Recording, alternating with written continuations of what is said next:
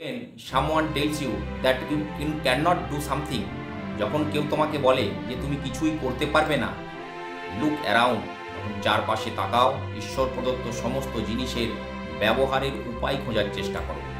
Consider all option, সমস্ত বিকল্প বিবেচনা করে দেখো যে যেটা তুমি সহজেই করতে পারবে। দেন গো ফর ইট, তারপর এটার জন্য ঝাঁপিয়ে পড়ো। Use all the things God gave you, ঈশ্বর তোমাকে দিয়েছেন এমন সমস্ত জিনিস ব্যবহারের চেষ্টা করো। বি ক্রিয়েটিভ, সৃজনশীল হও।